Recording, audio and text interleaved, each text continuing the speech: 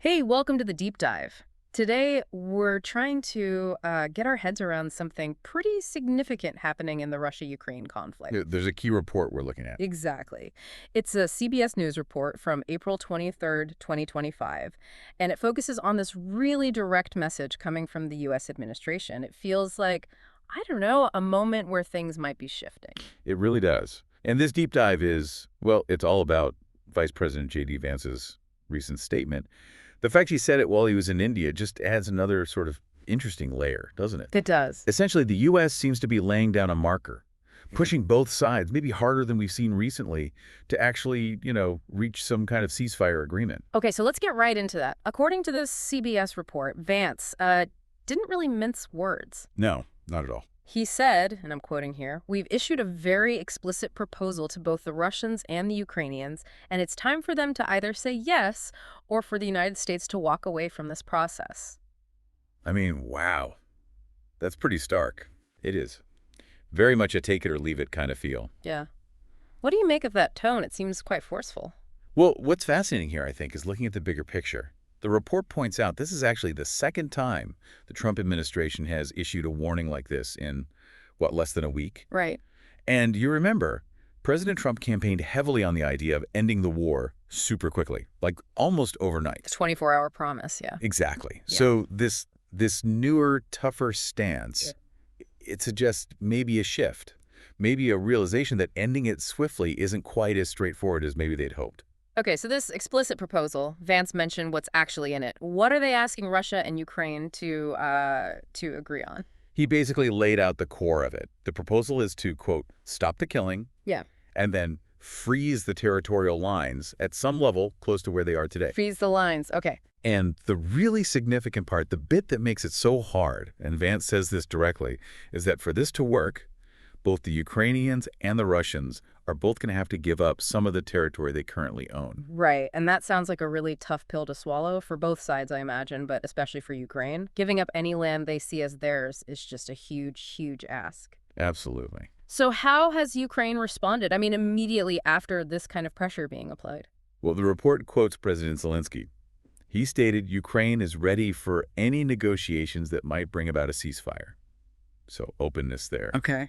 But he also stressed the need for an immediate, complete, and unconditional ceasefire, and really focused on, stopping the violence, especially mentioning condolences for civilians killed in a recent Russian drone attack. So Ukraine saying, yes, talks, we're ready, but this unconditional ceasefire.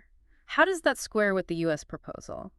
Because freezing lines where they are now, that sounds pretty conditional, right? It's not a return to how things were before. That's a really, really key point to unpack. Yeah.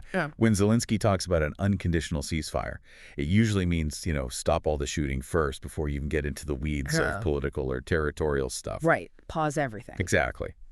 But Vance's idea to freeze territorial lines, it almost suggests the current battlefield situation becomes the basis for the ceasefire itself. So locking in the current gains and losses, essentially. Potentially, yes. And those two things, they aren't necessarily the same at all. That could be a major sticking point right from the get-go in any talks. Yeah, I can see that. The report also brings up President Trump's earlier efforts, that whole 24-hour resolution promise.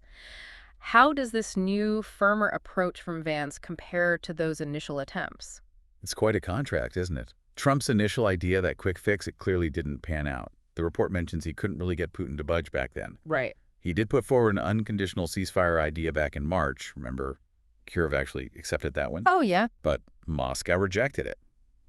So what Vance is doing now, explicitly talking about territorial compromise and adding this threat that the U.S. might just walk away, it feels much more, direct, assertive. Like they're trying a different kind of leverage. Maybe. A much harder line, certainly. Okay, so this is where it gets a bit more complicated, maybe. The report mentions there's still diplomatic activity going on, even with this ultimatum hanging in the air. Talks in the UK involving the US, Ukraine, European countries. What's the deal with those? Exactly. It shows that even with the tough public statements, the back channels aren't totally shut down. It's like different tracks running at the same time. Trying to keep options open. Perhaps. Though, interestingly, Secretary of State Marco Rubio, who you'd normally expect at these high-level talks, he wasn't actually there in London. Oh. Who was leading for the U.S., though? The delegation was led by Special Presidential Envoy Keith Kellogg. Okay. And Rubio said he had a, quote, productive chat with his British counterpart, David Lammy, and plans to reschedule. Lammy also used that word, productive, and stressed UK cooperation.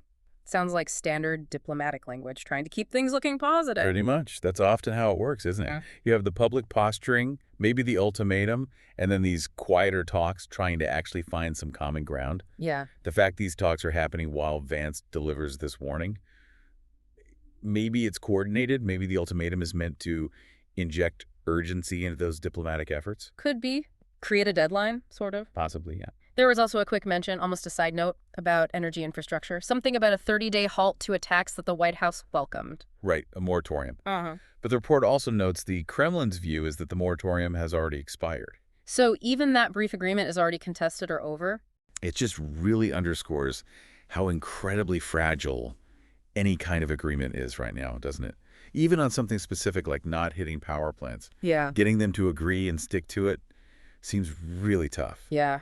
Highlights the deep mistrust, the volatility. Exactly. Okay, so let's try to pull this all together. We've got Vance's ultimatum, the ongoing talks, the history of failed attempts, Ukraine's cautious response.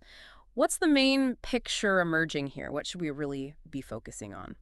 I think it paints a picture of a U.S. administration that's maybe feeling, well, increasingly frustrated with the lack of progress. The stale, You're run out of patience? perhaps. The ultimatum suggests they're willing to apply some serious pressure now, even if it risks, annoying either Kiev or Moscow or both. Yeah.